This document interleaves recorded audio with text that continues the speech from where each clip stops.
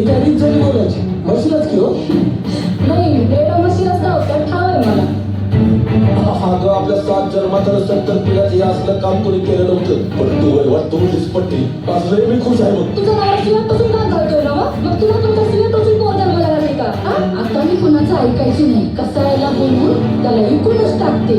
माझ्या माघारी पुरीला सुई टोचून काम करायचं नाही. मी बघते ना मुक्या जनावराची दशा. कवा भांड फुटून बाहेर येते तर कवा पदर फाटून आतडी बाहेर येते. जो पण जीव आहे तो पण सगळं आहे. एकदा का बॉडीचा जीव गेला की तुमचं नाव बी तुमचं राहते. कंचा बी धंदा वांगाळ नसतो ग. वांगाळ असते ती माणसाची नजर. दादू पहिलाच पोरगा आहे जिला अभिमान होता माझ्या धंद्याचा. कौतिक होतं माझ्या धाडशीपणाबद्दल. लोकांना असं छाती ठोकून सांगायचं. काय इज्जत आहे का या धंद्याला? पुरीला मारून काय होणार आहे? एक तर रेडा मिळणार नाही तर नाही वरनं जेलात जायची पाळी. इथं माणसाचं काय खरं नाही. जनावरांचं काय घेऊन बसले. अरे आधी फुलवा गेली की पळून कुठं संग रेड्या संग रे. पुरी हयात गेली माझी तर असलं काही ऐकलं नव्हतं बाई. अरे माझ्या राजाला कसं बरोबर गाडी घालीस. त्या रेड्याची तिसरी पिढी आहे या घरात. त्याच्या जीवाला काय वाटत नसेल का? तुझ्या आईनं राजाला कसा विकलाय आणि दोघांना तीळ तीळ माताला नाही बघू शकता त्या. हात सोडायचा नाहीतर लई मोठं मॅटर होईल. तुला पटतंय का हे? जो आपलं पोट भरतो जो आपल्याला पैसे मिळवून देतो त्याला ऐकायचं मॅटर करायचं. या चित्रपटाचं छायाचित्रण काम पाहिजे तर असा काय अनुभव? खरंच सुंदर अनुभव होता. मुळात गडी मिलर्स ज्या भागात तिथे झालं आहे आमचं कोल्हापूरचा भाग तुम्हाला माहिती आहे सुंदरच आहे. चांगलं सुंदर आहे. प्लस विषय वेगळा होता पण जास्त भरती दिला तर विषय होता. कॅरेक्टर्स असतील सिनेमामध्ये असतील रेड आणि माहिती त्याच्यावर भेटलेलं आहे. तर नैसर्गिक गोष्टीमध्ये जास्त मी अडकलं. छान फिल्म्समध्ये जास्त मी अडकलं. मी त्या ड्रामा जी स्टोरी होती त्याच्यावरती जास्त होत असेल तसंच आमच्या डिरेक्टरची डिमांड होती त्यानुसार. आणि खूप मुळात आशयपूर्वक सिनेमे करणं हेच माझं म्हणजे आवड आहे.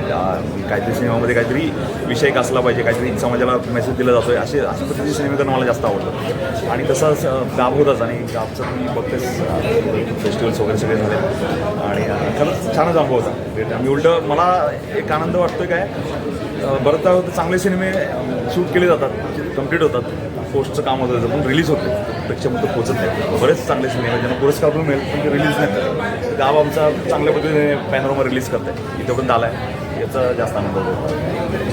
आतापर्यंत बरेच चित्रपट काम केलेलं आहे तर बाकीचे चित्रपट आणि नाही ऑब्विसली प्रत्येक सिनेमा वेगळा अनुभव देतो. प्रत्येक सिनेमा त्याचं त्याचं कल्चर त्याचं एक संघटन असतो आपल्यासमोर. त्यामुळे त्याचं असं हा सिनेमा तो सिनेमा नाही. सगळे सिनेमा माझ्या खूप जवळचे आहेत. म्हणजे पाडा असेल आमचा टीम असेल किंवा बदली नावाची वेबसाईट होती माझी गाव असेल त्याचं सगळ्यांचं एक कॉमन फॅक्टर आहे ग्रामीण कल्चरचं नाव जोडलेलं सगळ्या सिनेमाची.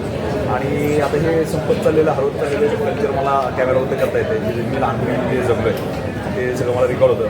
त्याचा जे घेऊन फिरत असतं मी त्या गावामध्ये वगैरे. तर माझ्यासाठी चित्रीकरण म्हणजे फक्त कॅमेरा ऑपरेट करणं याच्यापेक्षा तिथलं कल्चर जाणून घेणं तिकडे इकडे भाषा तिथल्या लोकांचं चालणं बोलणं त्यांचं रहनसहन काय असतं ते घरांच्या पद्धती जेवणाचे जे पदार्थ असते ह्या सगळ्या गोष्टीमध्ये जास्त मला इंटरेस्ट असतो.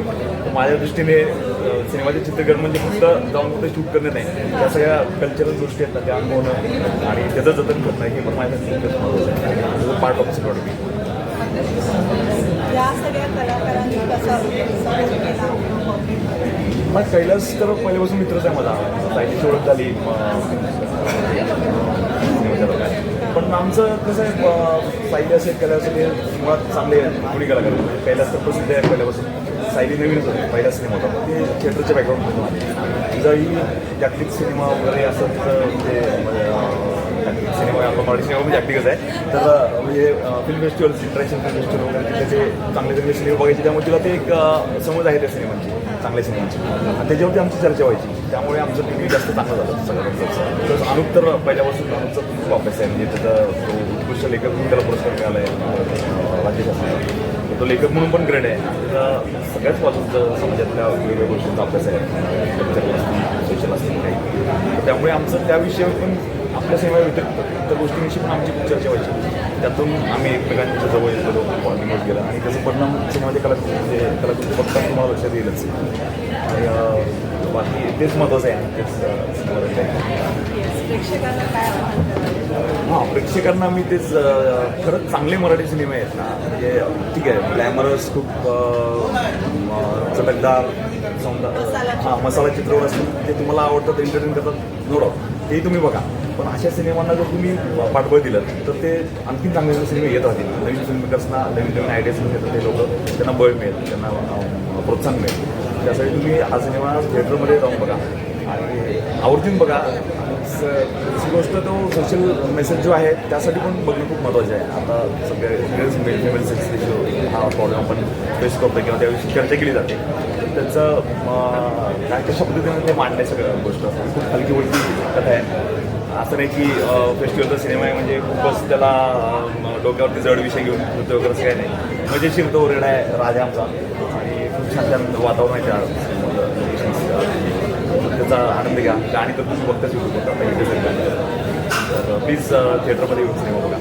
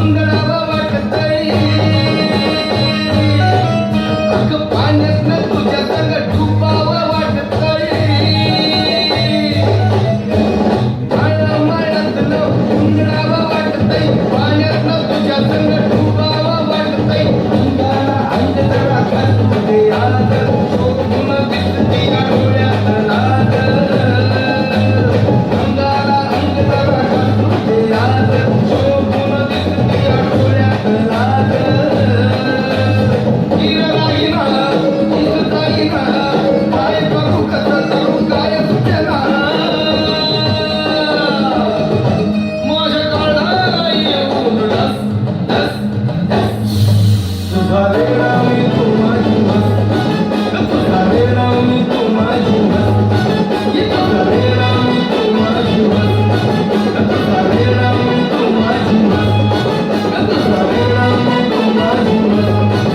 आणि तुमचं दोघांचंही भरपूर खूप सारं अभिनंदन आणि शुभेच्छा तुम्हाला. आणि पहिला सैनिक तुझा चित्रपट आहे आणि त्याला तुम्ही तर सगळ्यांचे आवडते कलाकार आहात. मला आता एक फेस मिळालेला आहे. तर हा चित्रपट जेव्हा तुमच्याकडे आला तेव्हा म्हणजे तुमचं सिलेक्शन कसं झालं? प्रॉपर ऑडिशन झालं की कसं झालं? सायली पहिलं तुझं कापसाठी माझं सिलेक्शन हे ऑडिशन प्रोसेसमधूनच झाले, ज्याच्यामध्ये मी 3 ऑडिशन्स केले होते या रोलसाठी आणि त्याच्यानंतर हा रोल माझ्या वाट्याला आला आहे. आणि आता 21 जूनला हा रोल तुम्हाला दिसणार आहे. फुलवा नावाचं जे मी कॅरेक्टर परफॉर्म करते तुम्हाला थिएटरमध्ये दिसणार आहे आणि हा सिनेमा बघायला तुम्ही नक्की. माझं ऑडिशन तर नाही, माझी बरीच कामं बघितलेली होती अनुपने आणि तो म्हणाला की माझा दादू हाच आहे. दादू म्हणजे हा कॅरेक्टर आहे तो हाच आहे. आणि तो म्हटला सर काही जरी झालं तरी मलाच घेऊन असं करायचं आहे पहिल्याच भेटीत. ते मला काही नाही सांगायचंच नाही, मला ते होच म्हणायचं.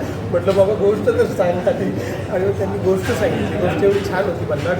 मला हा पण खूप आवडला. आपला मंगेश जो आहे ना त्याचा अप्रोच जो होता ना, आर्टिस्टचा जो अप्रोच असतो आर्टिस्टला, तो अप्रोच त्याचा खूपच भारी होता. म्हणजे यार ही फिल्म आपण करायला पाहिजे. आणि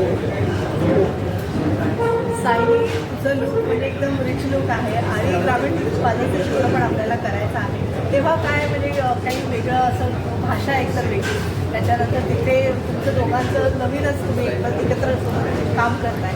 तर कसं म्हणजे काय चॅलेंजेस होते हा ग्रामीण चित्रपट ग्रामीण बाजाराचा? म्हणजे हा सिनेमा जेव्हा आला तेव्हा चॅलेंज हेच होतं. चॅलेंज म्हणण्यापेक्षा गमतीशीर गोष्ट अशी होती की ह्या सिनेमाचं नाव गाव.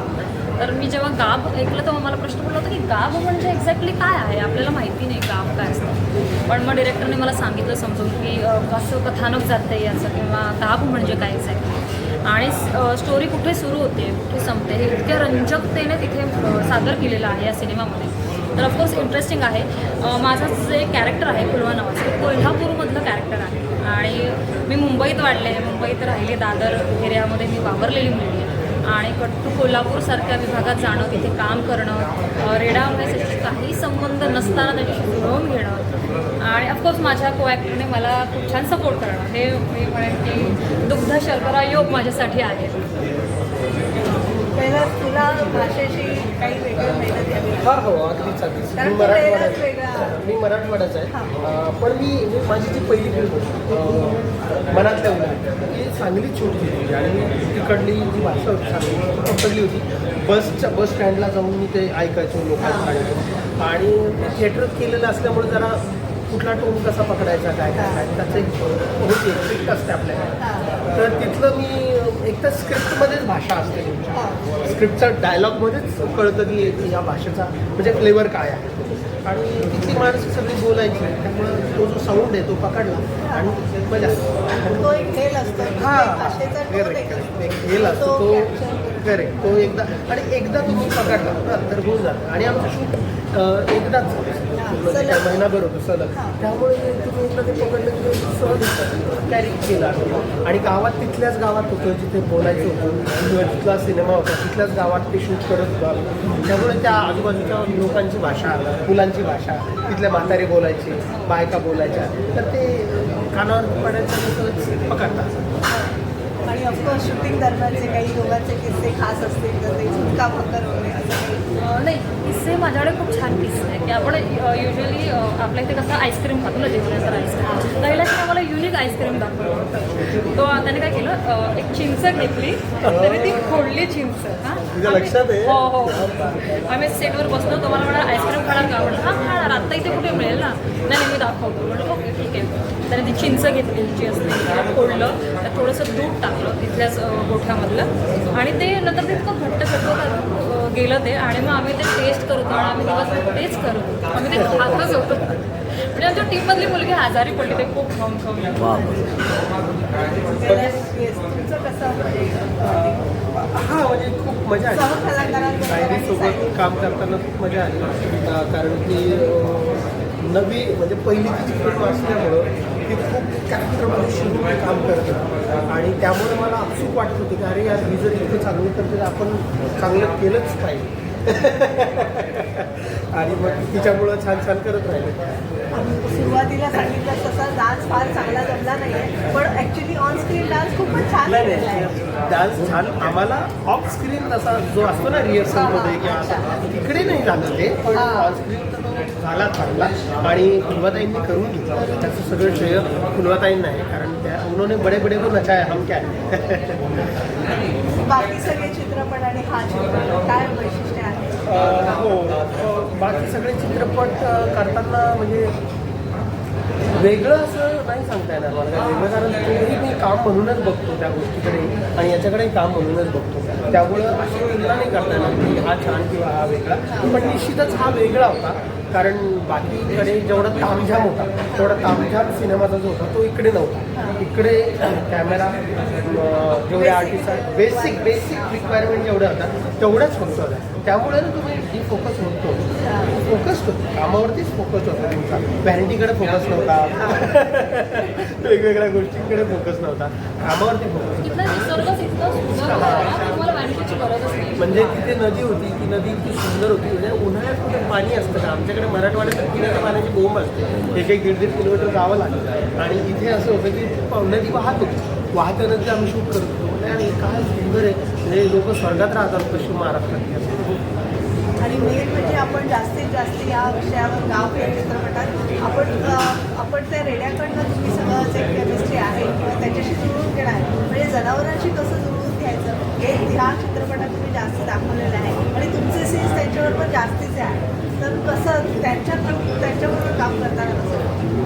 मी म्हणेन की आम्ही रेड्यासोबत जुळवून घेण्यापेक्षा त्यांनी आमच्यासोबत जुळवून घेतलं कारण त्यांचा जो रिस्पॉन्स होता आणि इतके ते काय म्हणून आम्हाला सगळे ट्रेनिंग मी घेऊन हा जो आले. प्रश्न आहे ना तू रेड्यासोबत कसं वाटतं म्हणजे मला माझ्यावरतीच येतो तो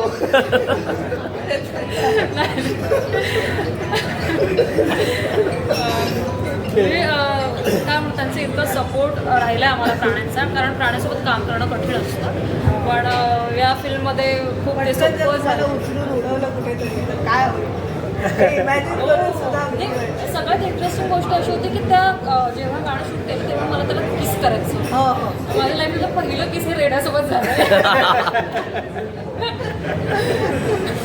चलो खूप छान जातात प्रेक्षकांनी जावं. काय सगळ्यांना विनंती आहे सगळ्यांना की 21 जूनला खूप छान सिनेमा गाब नावाचा आपल्या भेटीला येते प्रत्येकाने थिएटरमध्ये जाऊन बघा सगळ्या मित्रमंडळींना सांगा फॅमिलीला सांगा आणि फॅमिलीला घेऊन जाण्यासाठी उत्तम सिनेमा आहे सगळ्यांनी सोबत जाऊन बघण्यासाठी विशेषतः वडिलांना घेऊन जा हा सिनेमा बघायला वडिलाचं मुलाचं छान नातं आहे याच्यामध्ये आणि तुमचं राहतं जर बिनसलेलं असेल तर नक्की वडिलांना घेऊन जा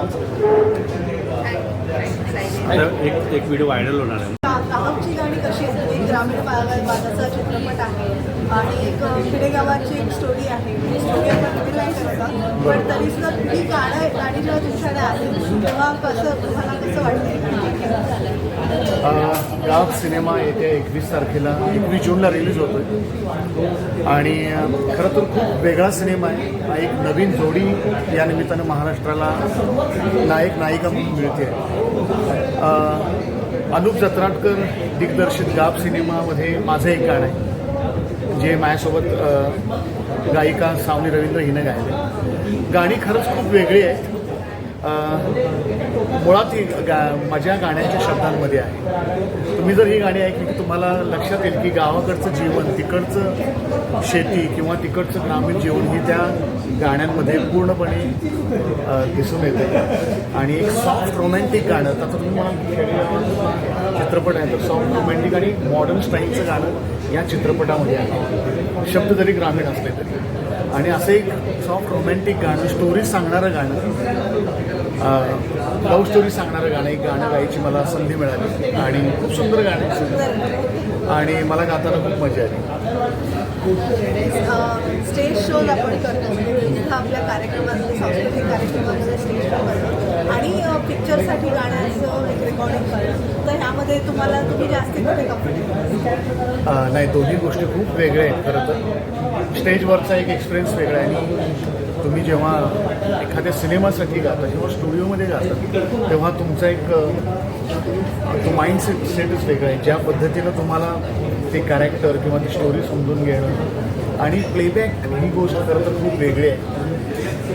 खूप लोक मोठमोठे झालेले आहेत ज्यांना फॉलो करतच आपण इथंपर्यंत प्लेबॅक करतो. पण प्लेबॅक ही गोष्ट वेगळी आहे आणि लाईव्ह शो एक धमाल मजामध्ये जिथं सूर इकडं तिकडं थोडा गेला तरी चालणार आहे. पण इथं तुम्हाला बेसिकली तर चित्रपटमधली जी काय लाईन असते, वन लाईन स्टोरी असते त्या गाण्यांमध्ये असते, तर ती तुम्हाला एक्सप्रेस करायची असते. त्यामुळे प्लेबॅक सिंगिंग आणि मला ते आवडतं.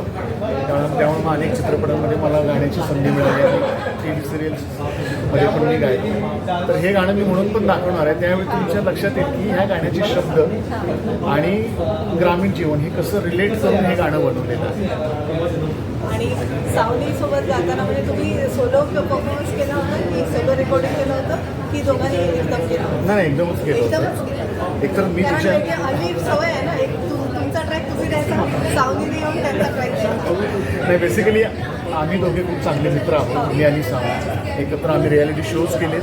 लाईव्ह शोजमध्ये मोस्टली बघाल की आम्ही खूप एकत्र परफॉर्म करतो. त्यामुळं मला जेव्हा कळालं की ती पण गाणार आहे हे गाणं, तेव्हा मला आमच्यामधलं जे ट्युनिंग होतं, एक फ्रेंडशिपचं नातं होतं ते आणि आमची चेष्टा मस्करी मजा मस्ती हे सगळं ह्या गाण्यामध्ये पण तुम्हाला बघायला मिळतं. आमच्यासाठी थोडं नक्की.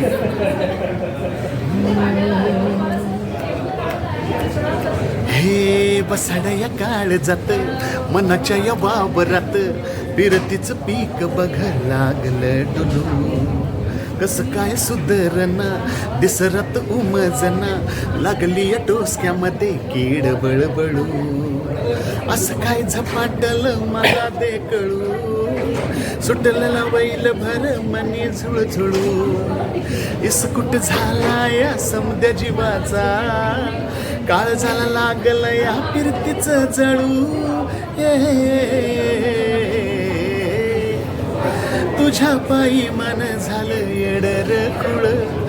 तुझ्या पायी मन झालं येडर खुळ. तुझ्या पायी मन झालं येडर खुळ. तुझ्या पायी मन झालं येडर खुळ.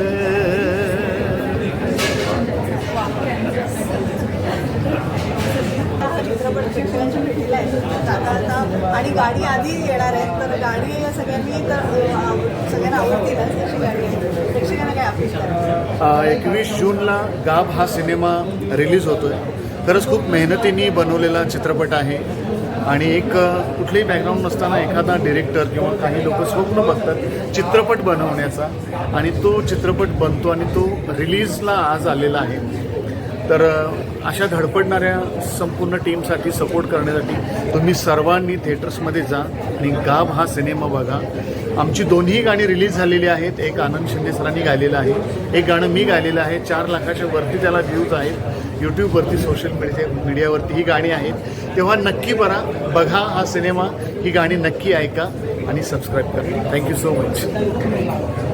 थँक्यू.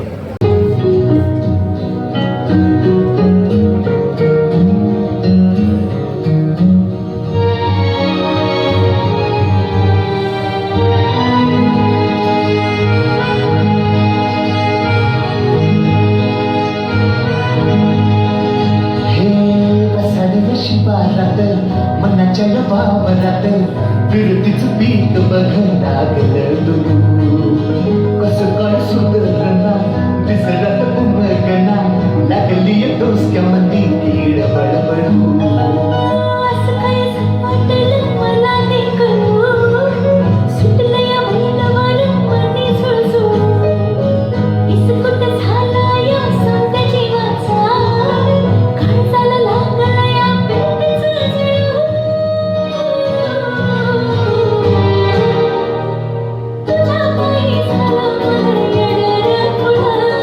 तुझ्या पायी झालं मन येडं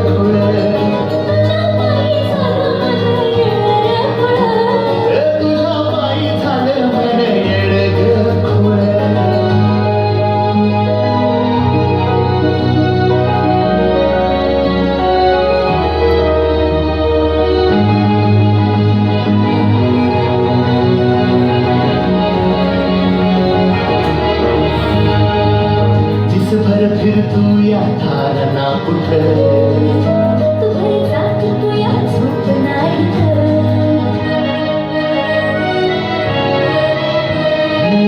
इसभर फिर तू या धारणा कुठ